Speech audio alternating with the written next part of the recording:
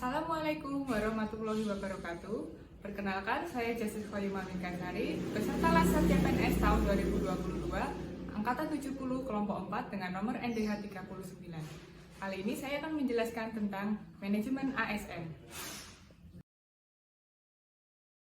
Aparatur sipil negara mempunyai peran yang amat penting dalam rangka menciptakan masyarakat madani yang taat hukum, berperadaban modern, demokratis, makmur, adil, dan bermoral tinggi dalam menyelenggarakan pelayanan kepada masyarakat.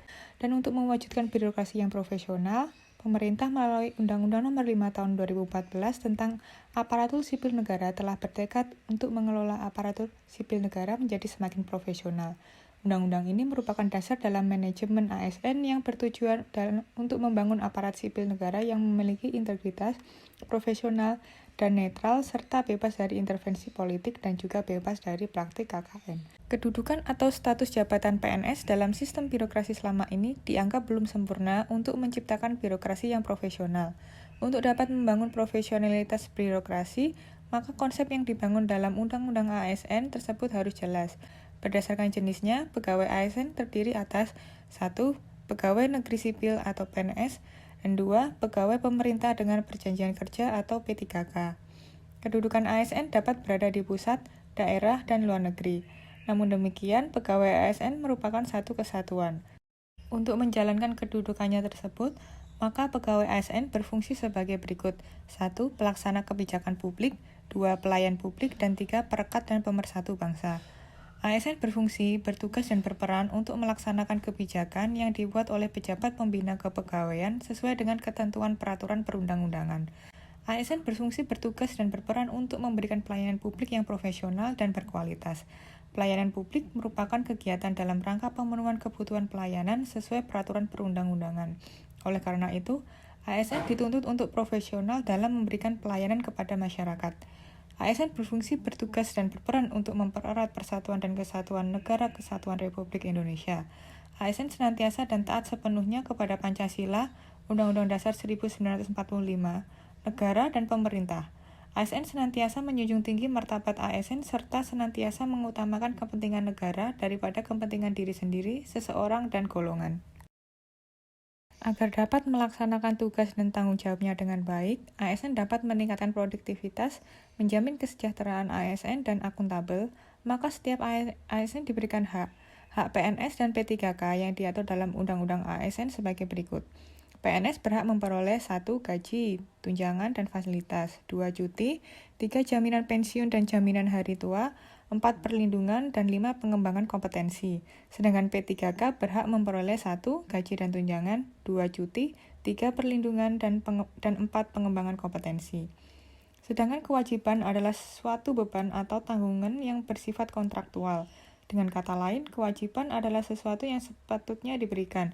Kewajiban pegawai ASN yang disebutkan dalam Undang-Undang ASN adalah 1. Setia dan taat kepada Pancasila, Undang-Undang Dasar 1945, Negara Kesatuan Republik Indonesia, dan pemerintahan yang sah.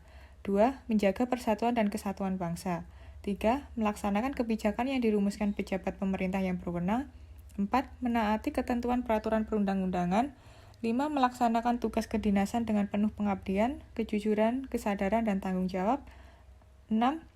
Menunjukkan integritas dan keteladanan dalam sikap, perilaku, ucapan, dan tindakan kepada setiap orang, baik di dalam maupun di luar kedinasan. 7. Menyimpan rahasia jabatan dan hanya dapat mengemukakan rahasia jabatan sesuai dengan peraturan perundang-undangan.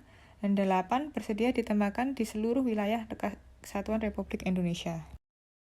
Sistem merit adalah pengelolaan ASN yang berdasarkan kepada kualifikasi, kompetensi, dan kinerja secara adil dan wajar, tanpa membedakan latar belakang politik, agama, ras, warna kulit, asal-usul, jenis kelamin, status pernikahan, umur, atau jenis kecacatan. Manfaat sistem merit mendukung keberadaan prinsip akuntabilitas yang saat ini menjadi tuntutan dalam sektor publik. Ketika organisasi mengetahui apa tujuan keberadaannya, seperti visi, misi, dan program yang akan dilakukan, organisasi dapat mengarahkan SDM-nya untuk dapat mempertanggungjawabkan keberadaannya. Dengan kata lain, organisasi dapat mempertanggungjawabkan bagaimana mereka menggunakan SDM-nya secara efektif dan efisien. Sedangkan bagi pegawai, sistem ini menjamin keadilan dan juga menyediakan ruang keterbukaan dalam perjalanan karir seorang pegawai.